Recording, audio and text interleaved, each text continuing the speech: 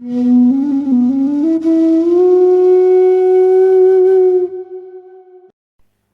your book, The Heart of Everything, you've spoken about various meditation techniques. Can you throw light on the different techniques and which one has specifically worked for you?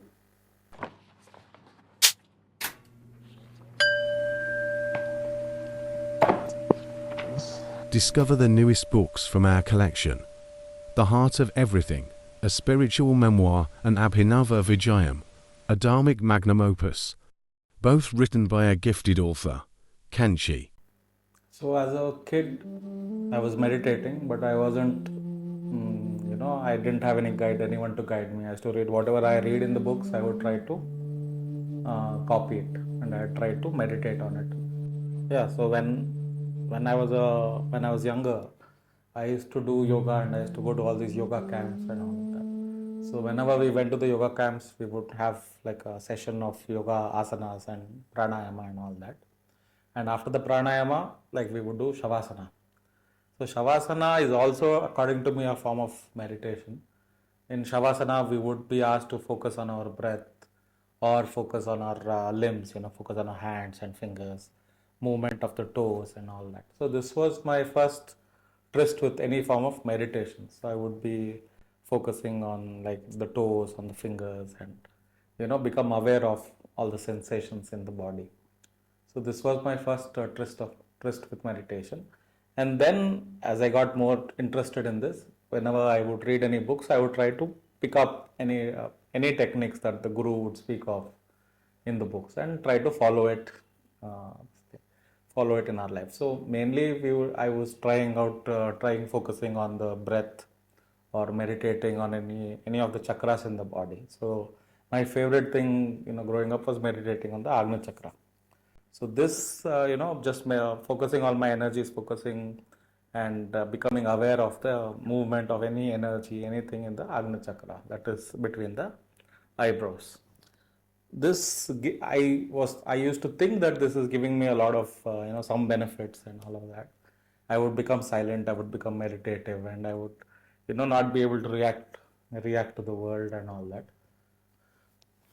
But after once I came out of meditation, nothing much would have changed. So if my whatever anger issues I had or any anxiety or there was no change in my behavior or in my perception of the world. So, but I continued to meditate and I continued to, spend maybe 20 minutes a day, half an hour a day, 1 hour, as much as I could. And whenever I would get alone time, I would sit and meditate on my Agnya chakra or meditate on the breathing, things like that. And all of this changed very drastically when I did my Vipassana course. I joined a Vipassana course, and a friend of mine had gone, and she told me that it really helped with sleeping. She was an insomniac, so she told me it helped her with her sleeping and all that. So this interested me. I wanted to try it out. It wasn't too much of a spiritual pursuit as such, but I thought there could be benefits of doing Vipassana. And so Vipassana, doing that, I think that drastically changed my outlook towards dhyana, towards meditation itself. So, I mean, there are many types of Vipassana. So, one of the types is just you sit down or lie down and then you focus on the movement of your stomach, of your belly. So, you watch the belly, with the inhalation and the exhalation, the belly moves, the stomach moves. So, this is the easiest form of meditation for those people whose mind is not yet subtle. So, what you're asked to do is hold your belly, put your hand on the stomach and just observe as it goes up and down, goes up and down. This is one form of Vipassana. Then the other form of Vipassana is meditating on the breath, the incoming and the outgoing breath. So this is actually pranayama. They call it anapana. So pranayama is basically nothing but the origins of pranayama lies in focusing on the breath. Meditation on the breath is pranayama. In the ancient books, pranayama is described as dhyana on the movement of prana in your nostrils. So here they call it anapana, and you focus your mind on the incoming and outgoing breath. So this is a subtler form of dhyana. And there is another part where you become aware of a certain sensation on the body. So this could be in your heart chakra, and this could be below your, on your nose, below your nose. It could be your lips. It could be the agna. It could be any part of your body, and one part of the body you start focusing on it, and you meditate on that. So by doing that, you become what do you say? You become silent. Your mind goes silent, and you gain certain mastery over your mind with this kind of meditation. And the meditation that is taught by S.N. Goenkaji in India is the Vipassana is based on focusing on the sensations in the body, but focusing from the head to toe.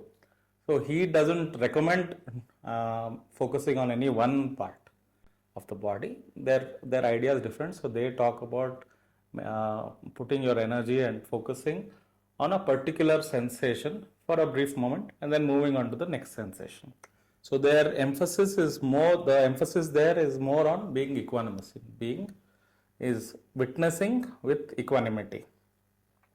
So any sensation that arises in your body, you watch it for a brief moment. You don't react to it. You don't say this is good, this is bad, or this is, I want more of this, I want lesser of this. You move on. You move to the next part of your next sensation, and then you focus on that for a brief moment, and then you go lower, whatever. So you can go from head to toe, toe to head.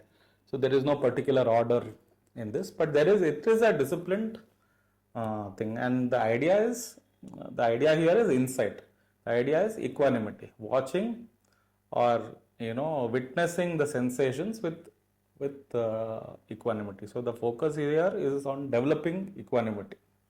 It is not so much to go within and to find the subtler sensations in the body. Whether subtle sensations are there or grosser sensations are there, this focus is there. So I was doing this without knowing this is Vipassana.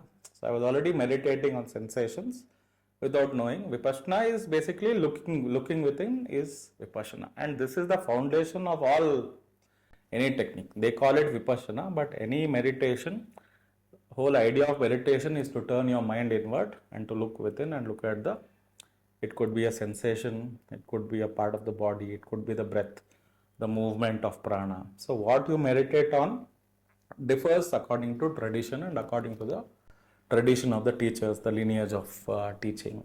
So with Vipassana, you meditate on your sensations, and the focus is on equanimity.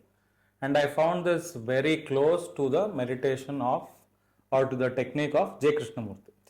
So even J. Krishnamurti speaks, he doesn't speak about Vipassana as such, but his entire philosophy or his teaching is based on choiceless awareness. And I found this very intriguing.